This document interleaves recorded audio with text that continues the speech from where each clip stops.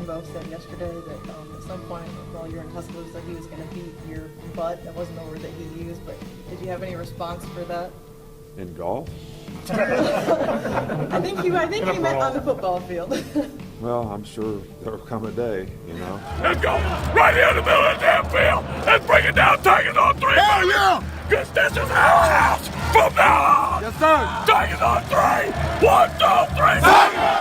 But I'm going to tell you this, we ain't done yet.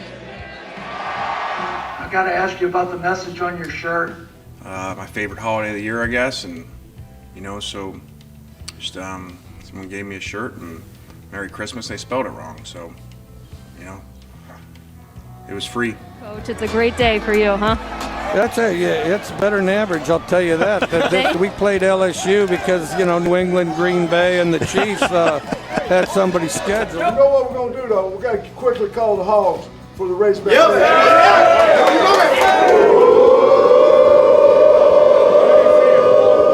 Big Tom! Turn that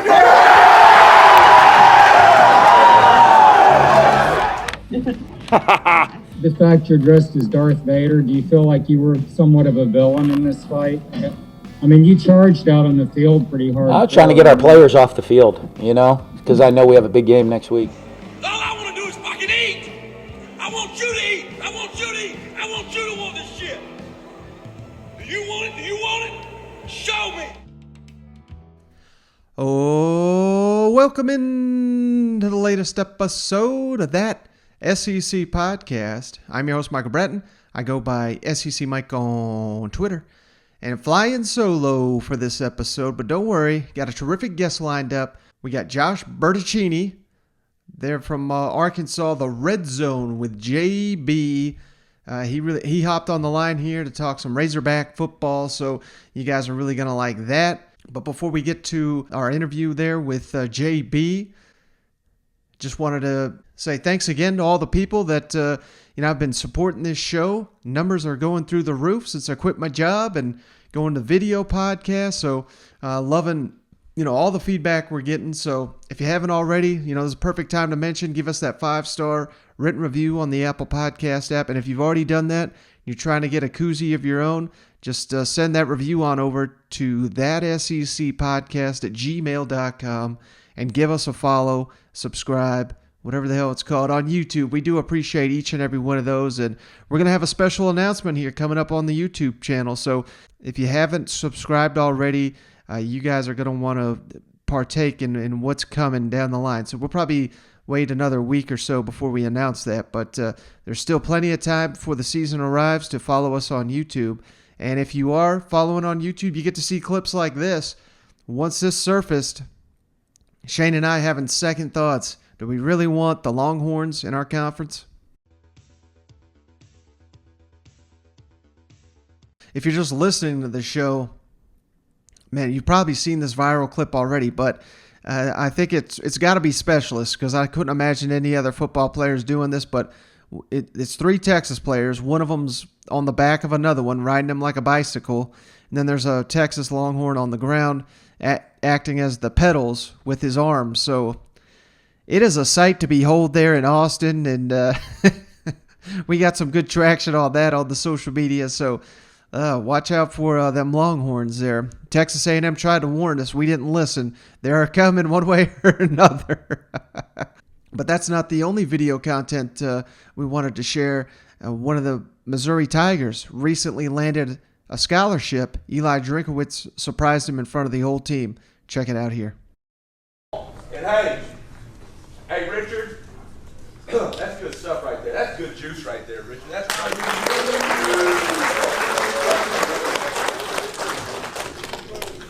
big time juice. Hey, Richard, what kind of juice is that? This juice contains special stuff.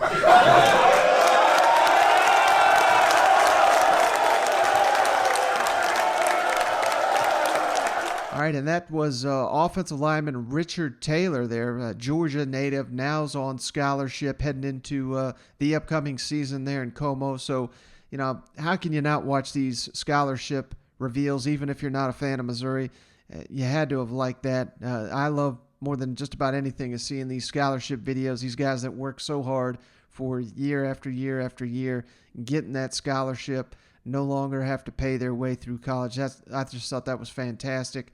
And one other thing here before we get to the news, let's give a shout out to Matt Wyatt, the former Mississippi State quarterback. Now he's got a really good radio show there in the state of Mississippi, but he issued out a tweet that went pretty viral here on Wednesday morning, just calling out the fact that Mike Leach has really opened up his program, letting the reporters, local people come and do their job and cover the team. And, the reason we pay attention to stuff like this is because a lot of these coaches, trust me, I'm talking to people down there at Georgia and Florida, they would love this type of access. They're getting basically nothing. And it's a complete 180 here in Starkville. So, really got to hand it to Mike Leach. And then also, his doing what he can in the community, going to these events and bringing donuts to the people that are working hard behind the scenes to keep everybody safe during troubling times here. So just all around a great tweet here, I thought, by Matt Wyatt.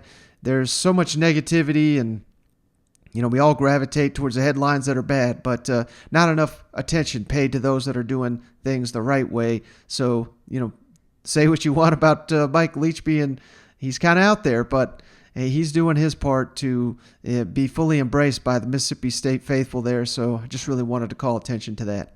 All right, but next, before we get around the league here, don't have a ton of news on this show. One little item, though, we love to hit on all 14 SEC teams if we can, and SportsBettingAG has given us that opportunity because they've released odds to win the division titles in the SEC East, SEC West. So we've got odds for all 14 SEC teams. And no surprise, Georgia favored in the East, Alabama favored in the West. Let's start in the East here. Georgia, minus 500. Big favorite to win the SEC East. No surprise to see the Bulldogs. Of course, they're having some injury woes. We'll get to that in just a moment here, but just an overwhelming favorite. And kind of the takeaway that I have from this, Georgia's even a bigger favorite to win the East than Alabama is to win the West. Of course, if you listen to the show, that shouldn't be a surprise to you. I've been saying that all off season. Georgia, far and away, my pick to win the East. I don't care how many JT Dales is still good. That front seven's still good. I think the Bulldogs will be just fine, even if things are looking dicier there for the Clemson game. But the second best odds to win the East, again, no surprise here. The Florida Gators, 5-1, according to SportsBettingAG, to win the SEC East. Gators won the East last season, nearly went to the college football playoff. Now a 5-1 team to repeat in the SEC East. Now, a little bit of a surprise here. Missouri, 9-1. The hype continues to grow for Eli Drinkowitz and his program, and here's a great sign for it. I mean, the money's coming in from Missouri. I mean, clearly, not a ton of money, I would assume, because this is more about Missouri being a threat. They don't want to get beat by a dark horse here to come out of the woods and surprise everybody and get to Atlanta. Missouri, 9-1. Pretty interesting, but here's my best bet on the board here, Kentucky, 20-1 to win the East. Now, again, when I say best bet, I'm not saying Kentucky's going to win the East. I'm not saying I would even put a lot of money on Kentucky here to win the East. But if you're looking for a long shot, maybe, with this Will Levis, with, Darian Kennard kicking over to right tackle, that gives you a clear indication of what they have in left tackle. Dare Rosenthal, they got from LSU. A lot of pieces to like there in Kentucky, and that's before getting to arguably the best running back in the conference, Chris Rodriguez, and that Mark Stoops, Brad White defense. So a lot to like about Kentucky, 20-1. Those odds, those are off. I think those will change rather quickly once the money starts coming in. Tennessee, 33-1. Shane's putting down his buck right now. 33-1. And we'll get a little bit of a news here with the Vols. It sounds like Joe Milton, behind the scenes, has won the quarterback competition. At least that's the buzz. I don't think they've announced it. I don't know if they will announce it prior to kickoff against Bowling Green. But all indications, based on what I'm hearing, Joe Milton has separated himself from Hendon Hooker and Harrison Bailey. So that's the latest out of Knoxville. Joe Milton sounds like, hey, 33-1. Clearly, the Vols are not going to win the East, but going with the high upside potential there of Joe Milton, boomer bust type prospect. And this says to me that, hey, Josh Heupel's not playing it safe. He's not going a conservative route. He's going to go with a guy that has massive upside. It may not, based on what I've seen from him at his time at Michigan there, he could cost you a game. He could just as easily elevate your team with an incredibly strong performance. So something to watch there in Knoxville. Looks like Joe Milton's going to be the guy. South Carolina, 66-1 to win the East. No surprise there. I don't think even the most optimistic Gamecock fan, although they did get it, believe it or not, someone, I don't think it was ever revealed, someone voted at SEC Media Days for South Carolina to win the East. I think they may even picked them to win the SEC. So Shane Beamer must have slid a vote in there somehow. And then Vanderbilt, worst odds across the board, not only in the East but in the SEC, 200-1 to win the SEC East. That may be worth $1 or $2 for you diehard Vanderbilt fans out there. Maybe Clark Lee's the next great coach. And we do have some Vanderbilt content to get to here in a bit. So jumping over to the SEC West, Alabama minus 400, favorite to win the SEC West. So I think only the real takeaway there is that Georgia's a bigger favorite to win their division than Alabama is in the West, because a lot of times these odds, I mean, these are just the betting favorites, the public, where the money's going to go for them. So it's interesting, but I think even the bettors they're not piling on the Crimson Tide like they normally would. Second here, no surprise, Texas A&M, 5-1. So that's a potential sleeper right there. I think that might be worth putting some money on for the Aggies, 5-1 to win the SEC West. I could certainly see them doing it. And then again here, my pick to win the West, LSU 9-1, really good value there. Although things, ever since I picked LSU to win the West, their starting left tackle booted from the team. One of the quarterbacks competing for the competition out, possibly for the season. So, hey, maybe I'm here for the kiss of death once again. But LSU 9-1, I like those odds. Auburn 16-1. To win the SEC West. That's interesting to me. That's a stay away from me, given all the transition and new coaching staff. And you know, unless Bo Nix is finally going to live up to that 5-star hype, I don't know. I'm not buying the Tigers. Ole Miss 20-1. Now this is where it gets interesting. Again, I'm not saying Ole Miss is necessarily going to be a huge factor in the West, but if you want to talk value, a lot of value in the Rebels there at 20-1 to win the West. Arkansas, 50-1. What? And Mississippi State, 50-1. So, again, this kind of goes back to what I was saying about Alabama. I think this, more than anything, has to do with the fact that people are just not going to be betting Arkansas and Mississippi State to win the West. Maybe not even a very good reflection of what is actually happening with those teams. More about there's just not many people flocking to Vegas to vote Arkansas and Mississippi State. Because most bettors outside of the SEC have no idea about anything about Arkansas and Mississippi State. 50-1. I don't like those odds for either one of those teams. I think they should be significantly higher. But all right, that's enough of the odds. So let's kick it around the league. Now let's go around the league. My daughters said something about me wearing a visor and need to put on a hat because I'm getting bald. So I'm going to wear a hat from here on out. I mean, if you look over the next 6 years, I think we played Miami 3 times, Florida State 6 times, South Florida 3 times, Mississippi State once. So who's the SEC teams? I mean, I think it's an injustice for the kids. We should mix those games up, and you should, play more teams from the West. Why don't you start calling around and see if you can get somebody else to play us, and we'll play them. We'll play anybody you can get to play us. In Louisiana, hold on a second. Hey guys! Hey! I'm having a press conference, okay? Thank you. All right, got to start here in Athens because, man, I don't know what's going on down there. Of course, Kirby won't open it up to the media, so it's hard to get any great intel, but the latest news there from Georgia. Tough news here. Tight end Darnell Washington and nickel Tykee Smith, the guy they got from West Virginia, preseason All-American. Both of those players out, got injured in practice. Initial reports were not very significant, and now here on Wednesday reporting that both those guys are going to be out multiple weeks. Kirby Smart has released a statement here. Darnell Washington and Tykee Smith sustained foot injuries during practice this week. They are both undergoing treatment and have an excellent prognosis. Their status is day to day. So obviously not much to go off there, but just confirming the fact both those guys are injured. Obviously that's just his nature. He doesn't reveal much of anything, you know it, but I do appreciate him confirming that news. But what this does for Georgia, I mean, heading into such a big-time opener against Clemson, according to multiple reports now, Washington and Tykee Smith unlikely to suit up week 1 against the Tigers. They're in Charlotte. And I'm seeing a lot of doom and gloom and all this.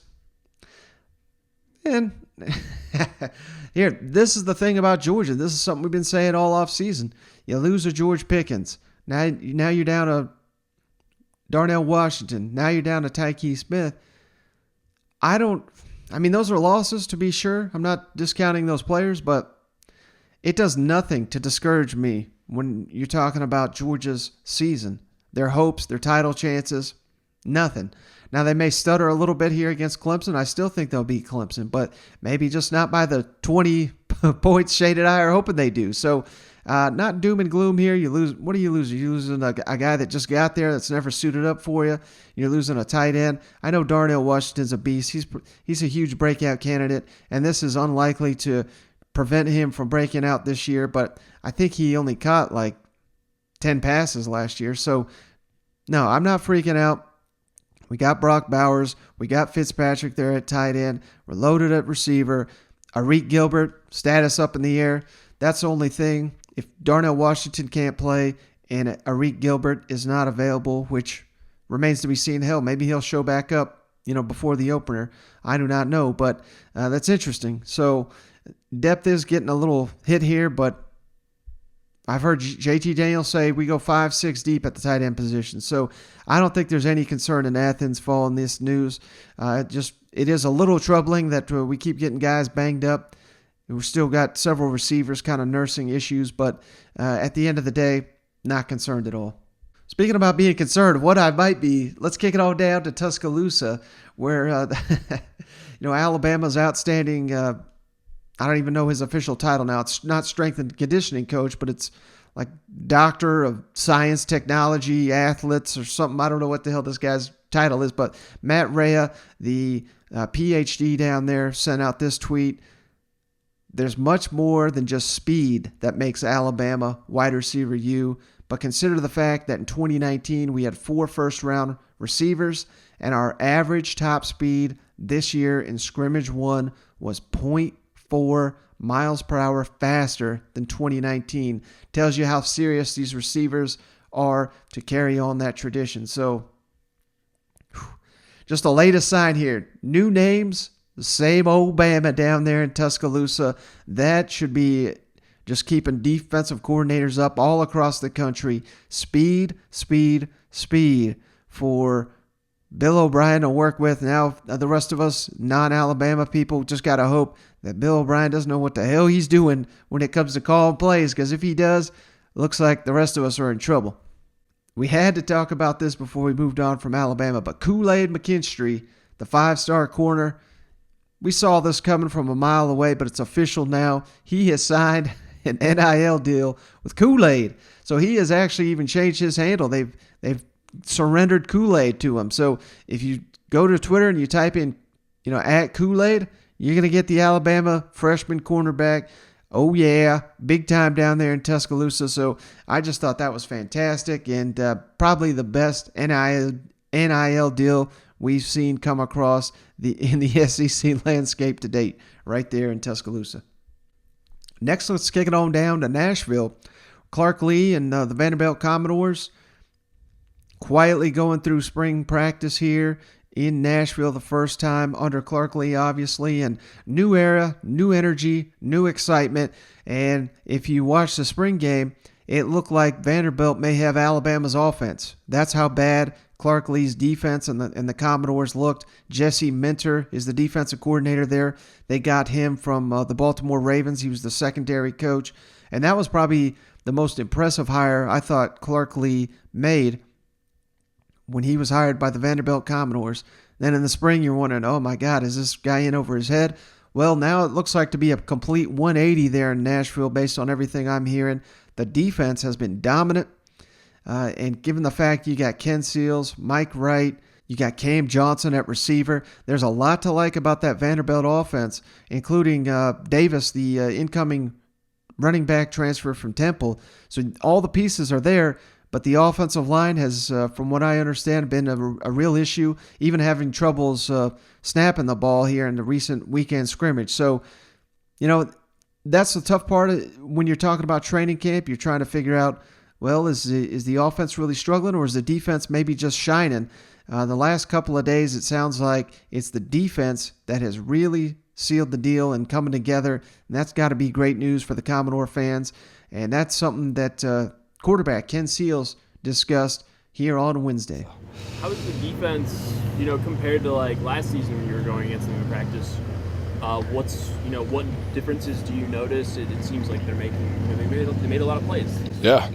Yeah, I know. I think Coach Minter's philosophy and defensive scheme is really high level, and so it's cool. He comes from NFL systems, and so he's seems like a smart guy, and so getting able to experience that right now is every now and then he'll obviously make a play on the offense and I'll get pissed off or whatever, but watching the film I'm like, that's crazy, the fact that they're doing some of the stuff that they do. But yeah, I think we got dudes on defense that make plays, and our front four, the guys on the back end too. I think our defense plays aggressive, and I think that's what we need. Yeah, when you talk about you're talking about some of the pressures, obviously the Ravens are known for that a lot. Yeah. It seems like you're seeing a lot. Yeah, we work a lot of situational stuff in practice too. So they have the opportunity to get kind of crazy with some of the stuff that they're doing. And it's, sometimes, you don't really know what's about to happen. You just try and go through your progressions and find the first open guy. So it usually ends up working like that. So Ken certainly seems impressed by what he's seeing on that other side of the ball. And, considering the fact that Derek Mason came with a reputation as being a defensive guru and getting all these exotic looks, it's pretty interesting that Ken Seals is noting that this defense is kind of more befuddling than anything he's seen there in training camp. So just wanted to make that note. And then Clark Lee also had some comments here. I really like listening to this guy. He really seems to be incredibly football intelligent and has a really way about expressing what his vision is and everything like that. So let's kick it over to Clark Lee, and there's a comment I want to make on the other side. How far along do you think you guys are in terms of dividing up the quarterback reps to where it's not just split three ways evenly and all that? I think it's day to day. Really, with Coach Lynch, what he's doing is who's taking the 1 reps, who's going with the 2s, who's getting a third share, because it really is kind of split between 2 in a day, and then a third guy getting, kind of getting the rest. And really, after Saturday, I think we'll have a pretty good feel of where things stand, and I think you'll start to see that reflected in the way we line up in practice. And again, I don't know that means there's an announcement imminent after the scrimmage. It's just it's a matter of us practicing a certain way in preparation for that first game. I'm curious with that game against East Tennessee, what are your primary goals of what you want to get out of that matchup? Well, we have to learn to play a game against an opponent. I think it's limitless what we need to get out of it. I've always felt, and really maybe just in the last maybe 5-10 years, just looking at the season as a progression, right? So, we'll be the worst that we are as a team in that first game because we'll continue to evolve as the season goes. But through the exposure, we find out about ourselves. Through the exposure, we find out about where our strengths are, where our weaknesses are. And then from there, as coaches, we get to kind of see the need, fill the need, and really evolve the team as we go. So I really wanted to play this just for the simple fact that, I don't think we've talked enough about this. I know we haven't. When we talk about this season being vastly different than last season's weird year, I think Clark Lee is really hitting on something here that, fans may not want to necessarily hear right out the gate, but and it's not just unique to Clark Lee. It's all these first-year coaches: Tennessee, Auburn, South Carolina. The team they put on the field right away is going to be the worst they're going to look. And as the season progresses, as long as the players buy in and the coaches are doing their job and everybody in the program is pushing in the same direction, these teams should get better and better as the week goes on. And, that may seem obvious, but that was not the case last season. I mean, it was basically like a war of attrition, if you recall. I mean, once a team dropped a game, in college, I know that can be devastating anyway, but with the COVID and everything and players quitting, opting out, whatever the hell you want to call it, there was just teams, I don't know how they even made it to the finish line. And hell, Vanderbilt didn't, if you recall. They canceled their game against Georgia. They basically, the entire program gave up before the stretch run there. So if nothing else, I mean, we can hype up the upcoming football season more than, we've been doing it for months and months and months. But this comment from Clark Lee, I think really kind of hits on it, is the fact that if these teams are coached properly and the players are invested like they should be, even the football that we are dying to see, we've been waiting months and months and months, it's the worst we're going to see of the season. It's just going to keep getting better and better. And I just think that's a wonderful message and something that's got me fired up for not only the season opener, obviously, but the weeks and months to come out here this fall in the SEC. All right, so we're going to get to our interview here in just a second with JB. So let's kick it all down to Fayetteville. I just wanted to play a couple comments here from Arkansas offensive line coach Cody Kennedy and their defensive line coach Jermail Ashley. New face there on both new faces on the Arkansas Razorback coaching staff here, and they really talk up this defensive line, particularly these incoming transfers that we've talked about. 2 from Mizzou, Markel Utsi, Trey Williams, and of course the big man from Illinois State, Ron Ridgway. Look at some of these heights and weights for Ridgway. He's 6'6", 320 pounds. Markel Utsi, 6'4", 290, and Trey Williams, 6'5", 255 off the edge. Arkansas is getting beefier on that defensive line, and that's something both their position coaches on the line of scrimmage have really noticed this training camp. Hey, Cody, one of the most intriguing positions on this team is D-line. As Sam has said, got to get deeper, got to get better. You go against them every day. What are you seeing out of that group? Who's rising up? They've done it. They've checked the box. With the grad transfers that have come in, Ridgway, Williams. I don't want to leave guys out because heck, they're shuffling them in there and they're rolling.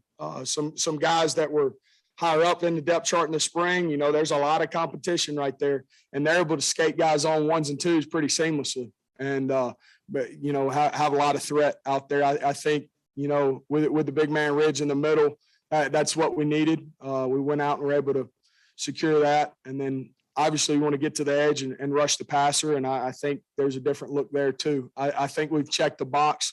I don't want to leave any of those guys out. Obviously we've got some guys that have been here that are flashing too, the Geralds, those type guys that are flashing, and so man, it's impressive and it helps us.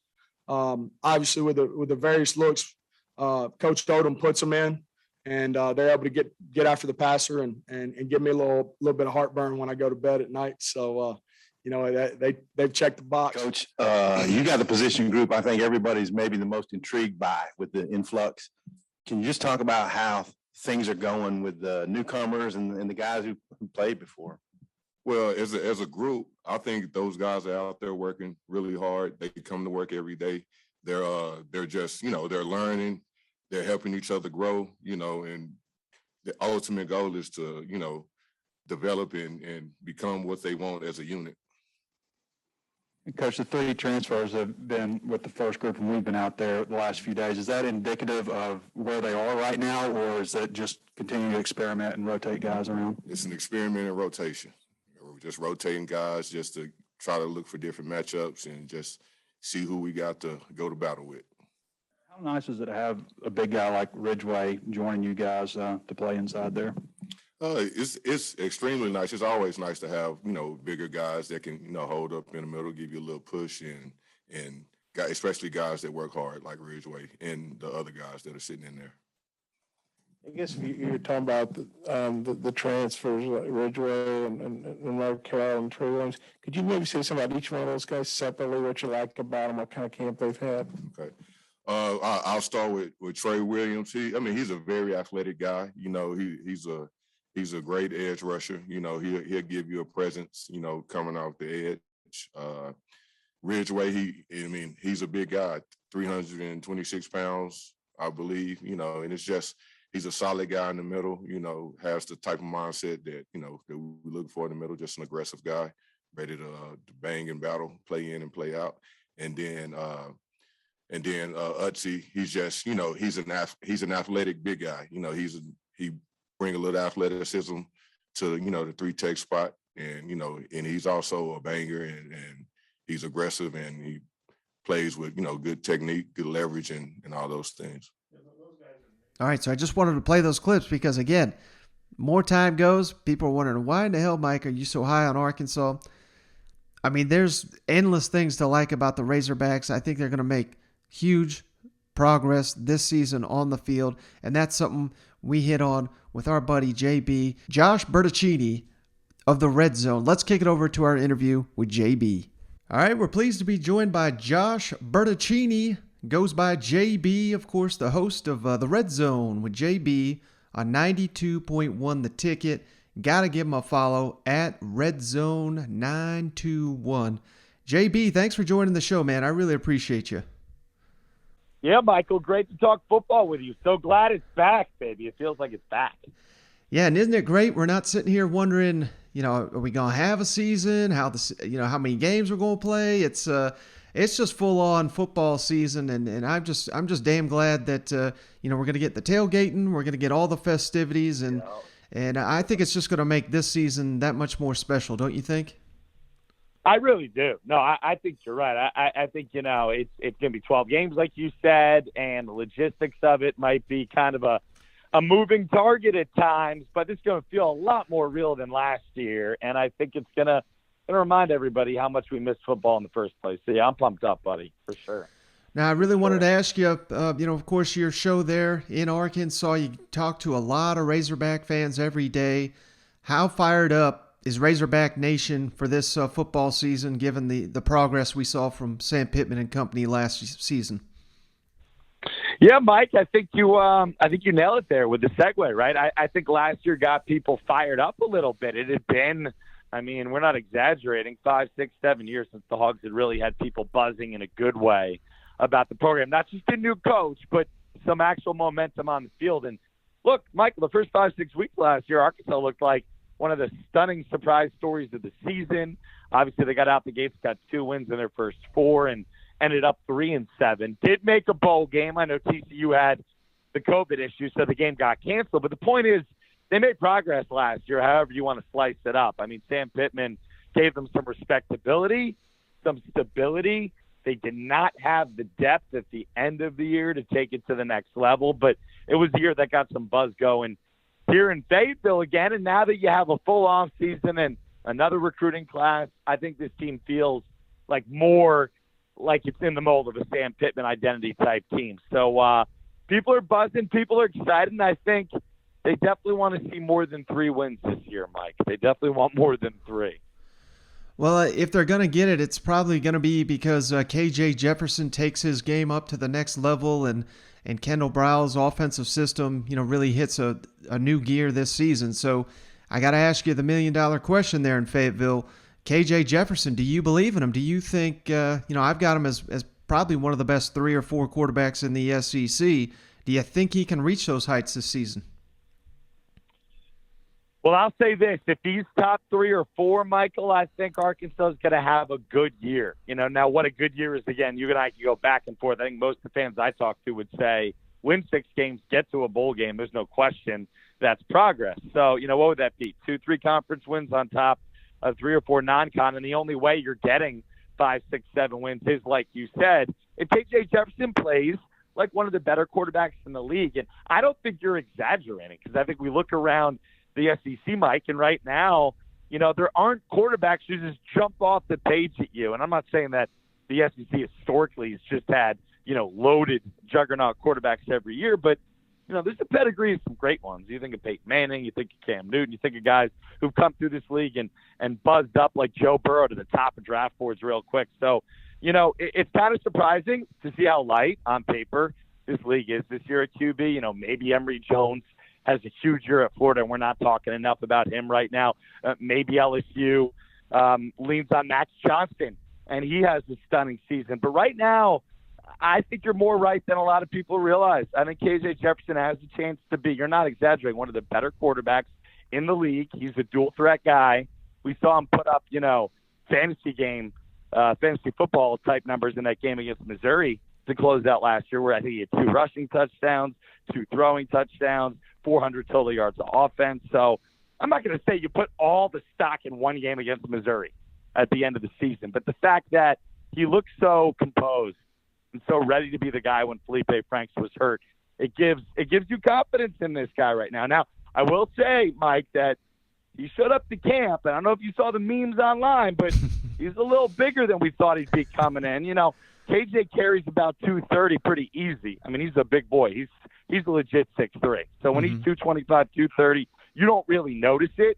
But when he showed up to camp at 250, that you noticed. So, he wasn't in the best of shape maybe, but supposedly he's been sweating it out with everybody in camp, running to the front of the line in these drills the last couple of weeks. We don't get to see all of the drills. But if indeed he's taking off 10, 15 pounds real quick, you'll like that he's all over the playbook with Kendall Briles. He has a good year and he stays healthy. I think Arkansas is going to a bowl game. I think you're on the money, Mike. I think he's a good quarterback, good dual-threat quarterback for Arkansas. My man KJ, he's just getting ready for these SEC hits. That's all it is. Well, yeah, the extra padding doesn't hurt, Mike. It definitely doesn't hurt. Now, I wanted to ask you about Barry Odom. I mean, I know they're in Fayetteville. We love the guy. He did a terrific job, but does it get overlooked, do you think, nationally, how good, the turnaround that he led there with the Arkansas defense? Because, I mean, we don't have to go back that far. 2 years ago, 3 years ago, Arkansas was, one of the most dreadful defenses I've ever seen in my life in the SEC. And then flash forward to last year, you got Jalen Catalon. He looks like a legit All-American. Grant Morgan was an All-American. And now we got some incoming linemen he's brought from the transfer portal from Missouri. So, I mean, is it getting overlooked, the job that Barry Odom has done so quickly there in Arkansas? Yeah, I like that you bring up Markel Utsey from Missouri, right? A guy who can play off the edge, maybe be a run stopper. They added Ridgeway from Illinois State. He's definitely worked his connection with the transfer portal to help Sam Pittman restock the depth here a little bit. And you've mentioned that a couple times, and I have too. I don't think it's any secret. It's going to take Arkansas 3, 4, maybe even, 5 years under Sam Pittman to fully rebuild the depleted core here. But, Barry Odom gave it a shot last year. You're right. He was aggressive. He made decisions. And look, I'm not saying that a coach just changes the talent level on a team when he walks in the locker room, but I think you watch enough football to know that the same thing I know, which is having purpose on offense, on defense, being on the same page, not getting caught, kind of in no man's land, especially on D when you can't decide whether you're going to be really aggressive and send extra pressure or sit back and tempt teams against the zone. We saw too many guys here the last 5, 6 years really get stuck in no man's land, like I said. And if you're depleted talent-wise and you're not very precise and specific in what you're trying to do on defense, you're going to get destroyed in this conference. And we've seen it at Arkansas, like you said, too many times. So I thought last year Barry Odom shows his poison well, right? Pick your poison. He got after it. He sent extra defenders. He played up in the box. You mentioned Grant Morgan, Bumper Poole, Hayden Henry. These guys had big tackle production seasons. But again, back to what we talked about 5 minutes ago, Mike, they had no depth last year. So by the end of the year, you could be as aggressive as you want. If you don't have players left anymore, first, second stringers to make plays, you're not going to win too many games. So I thought Odom had a remarkable first season. I think he showed a lot of things to the players here that they can do. And now we need to see some young guys step up, maybe a couple transfers like you said. But, you can't have a great half season again. That was really good last year. That was better than we've seen in a long time. Barry Odom needs to find a way to keep this defense moving for 12 games. Because I'll tell you, you brought up Missouri, his old school. So the Hogs beat Missouri in week 12, right? And find a way to end that 6-year drought. I mean, I don't know how much progress you can talk about overall. You got to be able to beat Missouri. You have to beat them so that in recruiting, you can have some self-respect again, Yeah, absolutely. That's a key game for the Razorbacks this season. But before we get to that one, I wanted to ask you, of course, week 2, home game against Texas. This is the biggest home game for the Arkansas program since when? That's my question to you. Yeah. Wow, good question. Good question. I might steal that from you one of these mornings and use it myself. I'll give you a shout out, of course. But no, that's a really good question. This is the biggest game for Arkansas since. I mean, I'm not going to go all the way back to Petrino. I won't do that.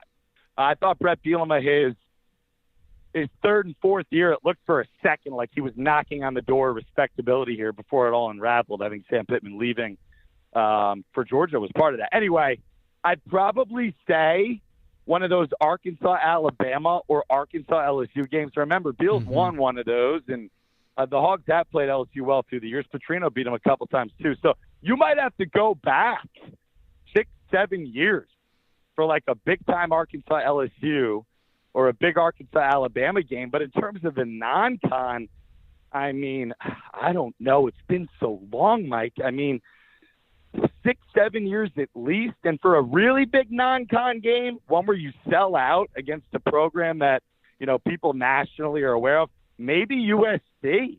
I mean, Arkansas played USC back-to-back in 05 and 06, and that game sold out of the Coliseum, and then it sold out here in Fayetteville. I think it's the third highest crowd they ever had. So you might have to go back 15 years to really think about and answer your question for a non-con game as big as Arkansas-Texas in week 2. And that's not just the history. That's also the fact that Arkansas is trying to go places this year and year 2. And if you're going to make a bowl game, you have to win as many non-con games as possible. And I'd argue for Texas, now that they're joining the league, Mike, now that that bombshell dropped on all of us, I'd say they don't want to give Arkansas an upper hand in recruiting heading into SEC play. So I think it matters to Sark as the first-year guy, Pitt as the second-year guy. It's going to be sold out. Oh, September 11th, 20th anniversary of that emotional day. I'm getting goosebumps thinking about it right now, man. I am pumped up for September 11th here in Fayetteville. Yeah, and who knows? I mean, it could be College Game Day coming to town, and I don't know if you've seen this, but I've talked to Anwar Richardson from he works for the Texas Rival site, and it's not him. I've seen a lot of people. They're saying, the big game circled on Texas's calendar is week 1 Louisiana. They're not even worried about Arkansas. And I think they are in for a real surprise when they come into Fayetteville. I mean, I don't give a damn about Louisiana. I mean, the Razorbacks would beat Louisiana 10 out of 10. So they have no clue what they're in for. But you mentioned Texas and Oklahoma coming into the SEC. How do you think that affects Arkansas? And how do you want to see this play out for the Razorbacks? Do you want it to stay at 2 divisions, or do you like the pods? What are your thoughts on that?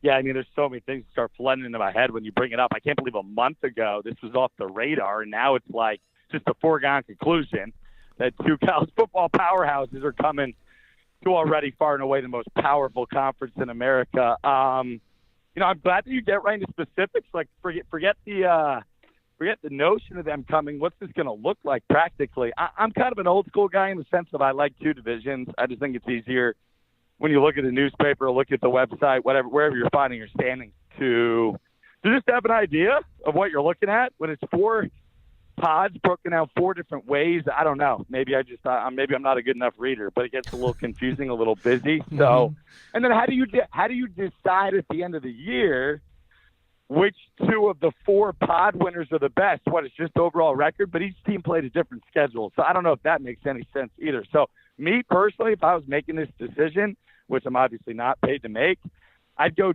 2 divisions. I'd move Alabama and Auburn to the East where they belong, and I would put Missouri in the West, and then I think you add Oklahoma and Texas to the West, right? And all of a sudden, you've got a spot where it kind of matches up, and geographically it makes more sense. So I'd probably go in that direction as far, Mike, as, you know, 'cause we don't have all day, but as far as Arkansas, I mean, money-wise, the rich get richer. If you're in the SEC, your SEC network payments just went up from, $40 million to $65 million a year. So it's a $1 billion TV conference now with a B. And if you're in the league, that's a win.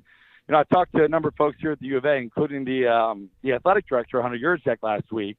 And he said that it's 100% a win in his opinion that Norman, Oklahoma immediately becomes the most proximate, the closest campus in the SEC to Fayetteville. So that's a good thing. You now have a campus that's only 3 hours away instead of Columbia, Missouri, which is 5 hours away. So that's cool.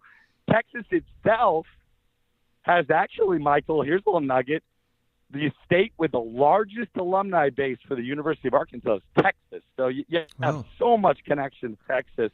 And now you get fans down there even more reason to follow their team and maybe be a little more interested in Texas and who they're playing than they were previously. So I think those things are wins. I think logistically it's going to be a little difficult, but I think from a recruiting standpoint, Arkansas has already got enough inroads and street cred in this league that even though it's a smaller state with their facilities, they're not going to go off a cliff. I'll tell you what, I think the South Texas, because now they get on more even footing with A&M.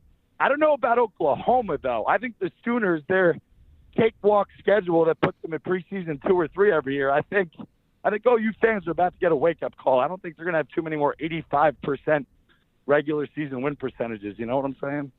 Right. And, you know, I agree with everything you just said right there. I didn't know that stat about Texas. That's a great one. And I just think that now the Razorbacks are going to be able to guarantee a game in that state every year, you know, of course, not counting the Jerry World game. And I think, you know, Arkansas will never lose a battle again on the recruiting trail to Baylor, TCU, Oklahoma State, teams like this. They're done. So all around good news for the Razorbacks. And last thing I got for you, JB, any buzz about either new players emerging for the Razorbacks or maybe just guys we already know and maybe taking their games up to a new level based on anything you're hearing out of camp? Yeah, I mean, it's good questions right there. And, you know, we're at that point in the season now, right, or in the preseason where legitimately every position battle matters because these are the guys we're going to see in 2-3 weeks. So special teams is a really interesting area for Arkansas. They've been bad there for a while. I mean, they haven't kicked well. They haven't covered punts and kickoffs well, and they haven't returned well. So Scott found with Sam Pittman's boy from Georgia, and after a weak first year last year, Pittman said, oh, no, he's definitely coming back. We got to get to work here.